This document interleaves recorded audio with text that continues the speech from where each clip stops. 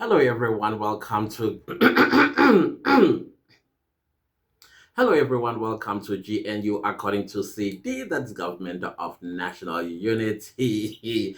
You know what? If is anything that I am happy about, is something that I have said in the beginning of the GNU government that we are going to see the people that are really working for us, and we are also observing for the next elections so that we can make informed decisions about who are we going to install in government with full.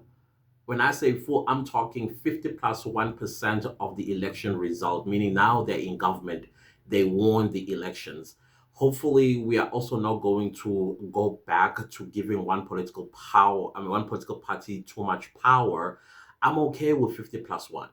And the reason why I'm okay with 50 plus 1 is because the party that is going to win is still going to have to negotiate to pass a certain law, because some of the laws, when you have to pass them, guess what you need? A two-thirds majority. So that means they will have to go and negotiate with other political parties to vote in favor of whatever it is that they have put on the table. Even right now, I love it. I love the fact that nobody won the elections, because everybody now is going to demonstrate to South Africans what they are capable of and what they are not capable of. I am very impressed with the Minister of Home Affairs. I'm very impressed with the Minister of Sports, Arts and Culture. I'm very impressed with the Minister of Public Works and Infrastructure. Who else that I'm impressed with? I know there's another one. Unfortunately, the ministers that are in the ANC camp in the GNU, y'all guys are failing the people of South Africa. Clearly, you guys haven't gotten the shots that was fired on the 29th of May yet. I mean, I'm not seeing anything.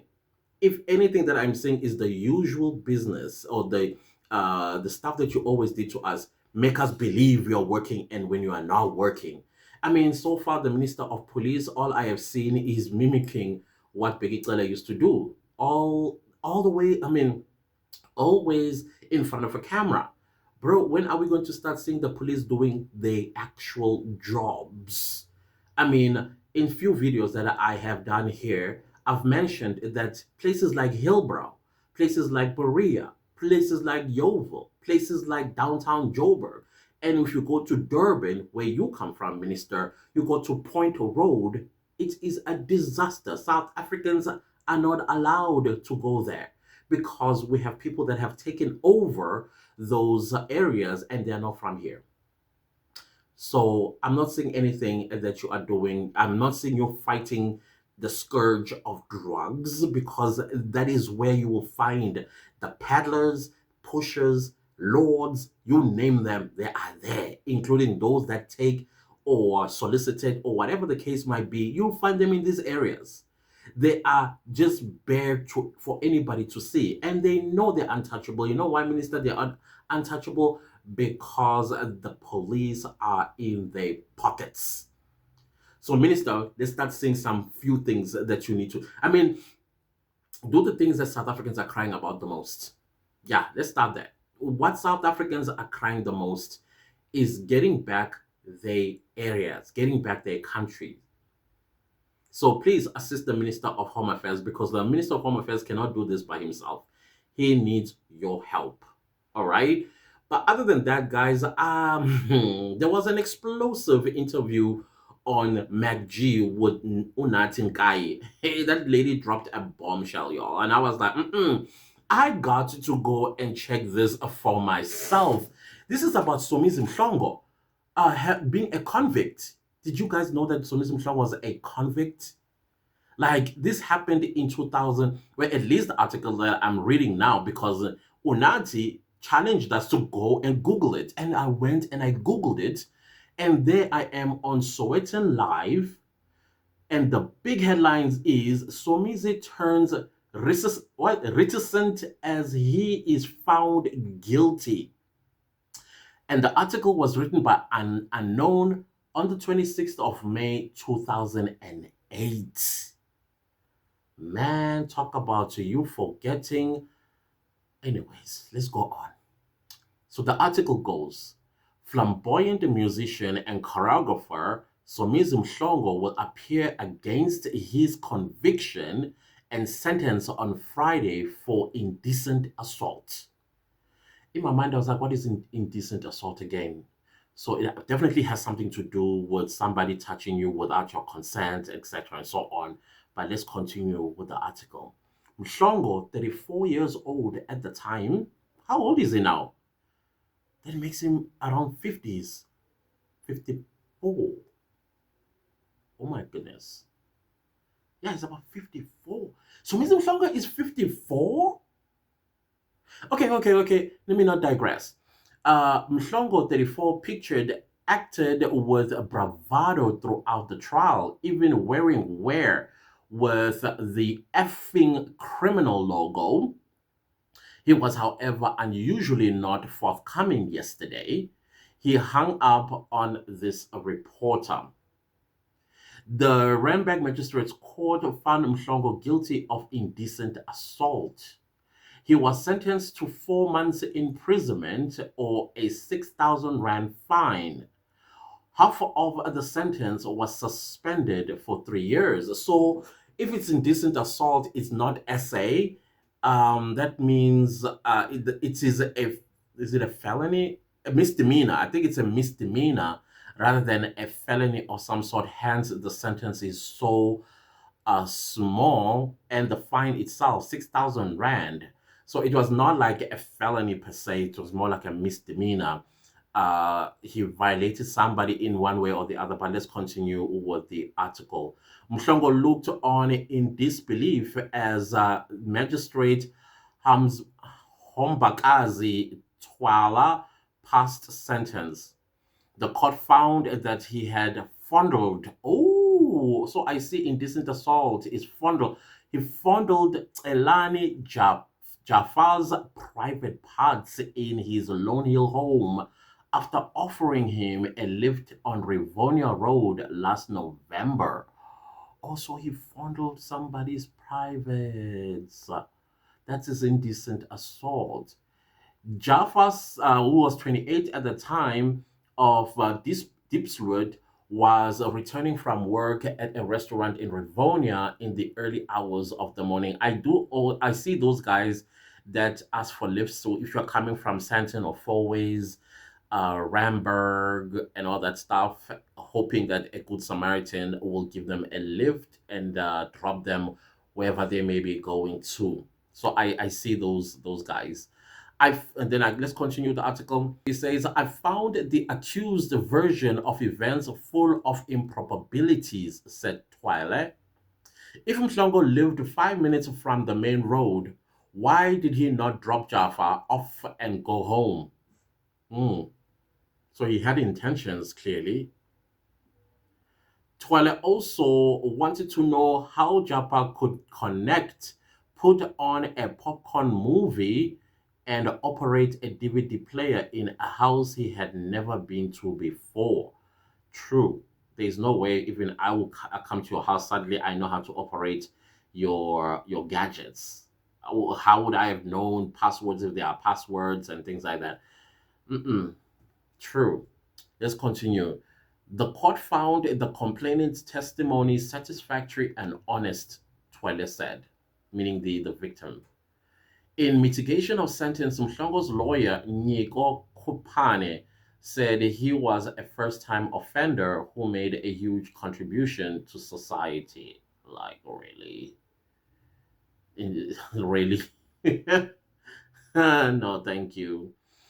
Mhlongo's application for leave to appeal will be heard on Friday. So I'm not sure what really happened with that. I'm going to look for any article where it mentions if he did win the appeal or not.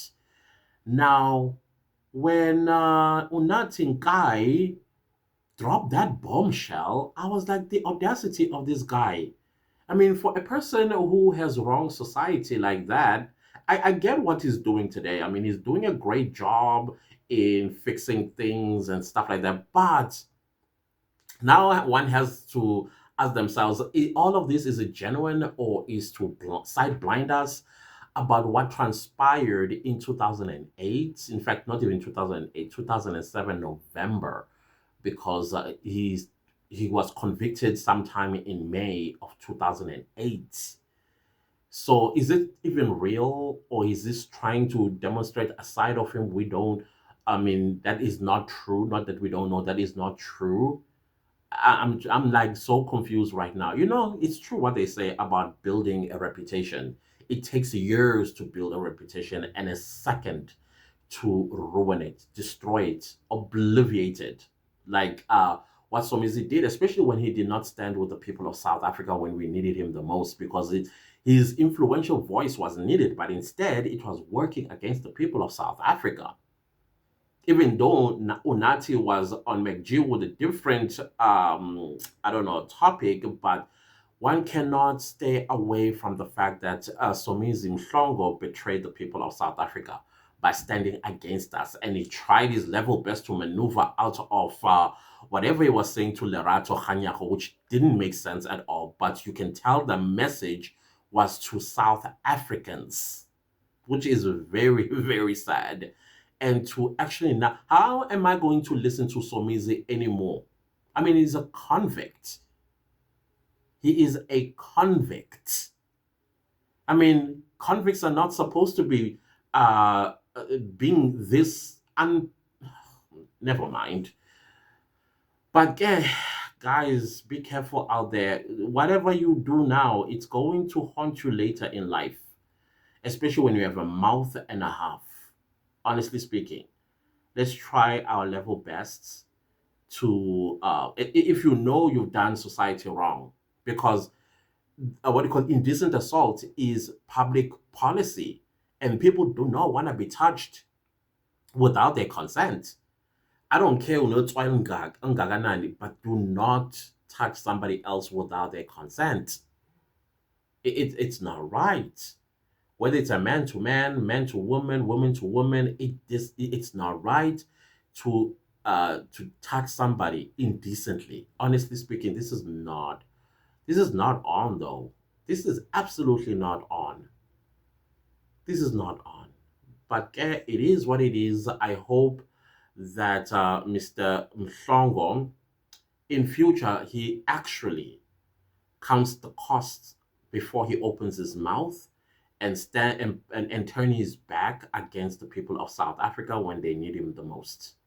That is why I keep telling y'all, unfollow these people from the social media platforms so that we never get to see and hear what they have to tell us. Let them talk amongst each other. And I saw Pearl Thusi. I don't know if you know what you call that. That's not an apology. Yeah, an apology not delela pagat, and she did actually admit it in the end that you are delel. But she did say that if you're gonna be rude towards her, she's also gonna be delela towards you. But that was not an apology. It had too many explanations. You know, when you apologize, it must be unconditional. Guys, I was wrong, and I apologize that I did not use my instincts alongside with you, and therefore I apologize unreservedly. And you leave it like that. But no, she had to go and say, I was wrong this time. No, sis, you were wrong. It doesn't matter whether you were right before or about other things, but this one, you were completely wrong. I hope this teaches you that in future, when something like this happens, if you got nothing to say that is right and patriotic, say nothing. Say nothing. Let us rather blame you for not saying anything than saying anything at all. Learn from Bonang Mateba. Bonang Mateba is not that she did not have an opinion. She sat and waited until the results came. And she still hasn't made her opinion about this whole saga that we just come back from. She didn't. And I hope she doesn't. Clearly, she's got a very good media team that surrounds her. You guys need to get the same thing as well. You really do. But it was quite interesting to see her so-called apology. And like I said, you guys, I am sorry. Me, I'm not accepting any apologies. You cannot, suppose South Africa was at war and we are hiding from bombs and bullets and the enemy. And there comes Somizi, Tuli, what is them, Pearl Thusi, you name them. And they pull us out from our hiding holes and parade us in front of our enemies, and they shoot us. That's exactly what they've done. That is exactly what they've done. So now to say I am sorry, sorry for what? What are you sorry about? What are you sorry about? Because as a patriot, you can never be sorry.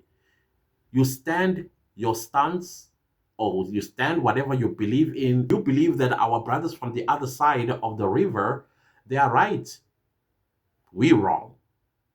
Even though when we're crying about things that are happening in our communities, and the woman that has lived 23 years of pain and suffering because of Chidima's mother, no, we must not think about that, because we are wrong.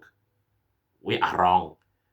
There are millions of other South Africans. Even here on my very channel, 3 people shared their stories about identity theft and how this has ruined the lives of their loved ones who are victim of identity theft.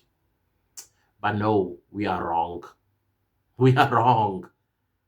And then one of them is actually a convict. Sis, this is disgusting to the core, I tell you. I've lost respect for Somizi, and I was supporting this guy 100%. I loved everything that he did. He made me laugh. I was entertained.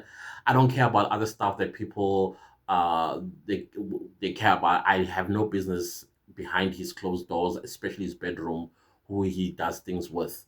But as a human being, this man was entertaining. And I withdraw my support. I withdraw my support 100%. I am disappointed. And I'm now disappointed, more than disappointed, after this revelation. Very disappointed. And then I did see Peltusi's, what do you call this? The idea of going live. You know, she was testing how many people has she lost and how many are actually going to watch her live. That's why she decided to go live. She wanted to see, do they still love me? Do they still love me? That's what she was doing. And anybody that fell for it, well, I hope next time you learn something, that you are being used. Because at the end of the day, both Peltusi, with the numbers they have, brands come to them. They make their living through brand deals, sponsors. So some of you are laughing at her like, oh, she's a fail. No, she's not failed. She get brand deals and sponsorships. She probably even has digital products that she's selling and making money. Just because you don't see her in the club scenes as a DJ, or you don't see her on television no more, no. She's still making money. And the more eyeballs she gets, the more money she makes. That's all that you have to understand about how social media works. So when she heard that people are calling for people to unfollow or don't watch anything, she went on a live to test who has left me. That is why she even disrespected those that were watching by switching off her comment section. She switched the comments, switched them off. And those that fell for it, don't fall for it again. That's it. Don't fall for it. And then my last one that I'm still a bit disappointed about, Miss South Africa hasn't come out to condemn Lerato Kganyago, who is a judge in Miss South Africa, which is happening tomorrow. And from where things stand, Lerato Kganyago is still the judge of Miss South Africa pageant, or the competition that's going to be held tomorrow on the 10th of August 2024 at 6 p.m. You can watch. I know. For me, I'm sorry, I'm not watching. If Lerato is the judge, I'm not watching, because she is going to be hard, probably on somebody who's supposed to be winning the pageant or the competition itself, in place of Chidima, because clearly Chidima was. Let me tell you something. If you don't follow beauty pageants, I've been following beauty pageants all my life. I mean, I enjoy them. I've been wrong twice on Miss South Africa winner, and I've been wrong 4 times when it came to Miss World. I've been wrong 6 times when it came to Miss Universe. So you can tell already that I know the typical things that these pageants look for. And let me tell you something. Chidima was the queen. I'm telling you, I watched the Dream Chasers, I follow, and Chidima is the epitome of what a beauty contestant in this pageant is. The way she speaks, the way she carries herself, the way she walks, and everything else. The girl is logical in thinking. She's quite smart. And she was definitely going to take that crown. And if you had to take her to Miss Universe, I am telling you, I don't think she would win the pageant because the criteria there is a little bit stringent and more of a higher level. But Chidima does make it to the top 3. She does make it because she has what it takes to be Miss Universe. But I think she would have made first princess on Miss Universe. That's what I think. So, of course, I think the reason why even Miss South Africa pageant itself was so stubborn about what South Africans were calling for, even though South Africans were even threatened they're not going to watch the show, they knew that this is it. This is the person we are going to win Miss Universe crown with. But now we were throwing all the stuff that we were throwing because we were questioning legitimate questions about her. So forget her beauty, but her persona, characteristics, they are that of Miss South Africa. And they are that of Miss Universe on a different level. I think she will be judging unfairly the other girls because probably the organization's favorite girl had to withdraw. Now they'll have, in this short space of time, they'll have to groom the next girl. Maybe probably the person that was going to take first princess. And it's another dark-skinned girl, South African, dark-skinned girl. I think that's the theme this year. They're going with dark skin. And if you look at all the Miss South Africa contestants, especially the black ones, they're going for the dark skin. And I think the reason why they're going for dark skin is because of Brioni, is she current Miss South Africa, the one that won Miss Supranational. That is the tone I think they're going for, even with Miss Universe. And I think the next Miss Universe is going to be a dark-skinned black girl this year. And I think the competition is going to be held in November this year. So count my words so that next time when I say, hey guys, the next Miss South Africa, you trust my judgment. You're going to trust my judgment. I'm just saying, guys, I'm quite observant. And I think for a person who's been watching Miss South Africa since I was a teenager, I think I kind of like get it. What Miss South Africa is looking for. And let me tell you something, Chidima is exactly what Miss South Africa was counting on. Unfortunately, she's not a South African. It's just unfortunate. And I myself, as a person who watches this beauty pageant, I feel like there was some kind of a loss. Don't come from me.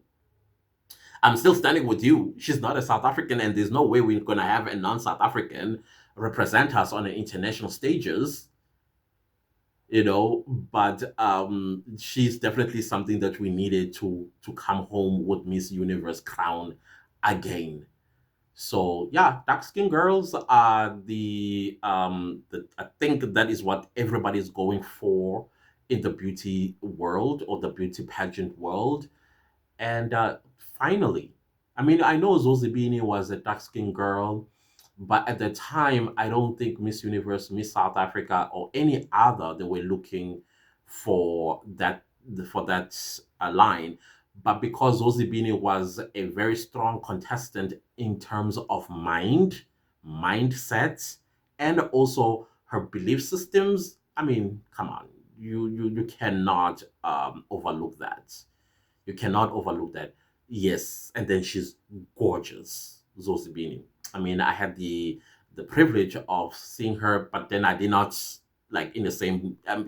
Just passing, I was passing at the airport. I was like, she's strikingly beautiful, and then when she smiles, my goodness, your heart will melt. Definitely will melt. So I think that is the theme this year, dark skin. I think maybe beauty products as well, 2024, 2025 are going along that line of like smooth, dark skin, I don't know, marketing or something like that. So let's see who's the next dark skin girl that is going to win Miss South Africa, and also dark skinned girl that is going to win Miss Universe. So if the United States have a dark Miss USA or Britain or France or do you see? Oh yeah, and to prove my point, I'm sorry guys for holding you. And to prove my point, look at Miss Philippines. Even though she's not dark skinned, but she's black. We call them coloreds in South Africa. Yeah. And also Miss Germany, I think, is black, like dark skinned girl. So yeah, that is what I think the theme is this year. And Chidima was the epitome of exactly what they were looking for. But other than that, guys, please do not leave this video without liking, sharing, commenting, and subscribing. I will see you guys next time with a new video. Goodbye.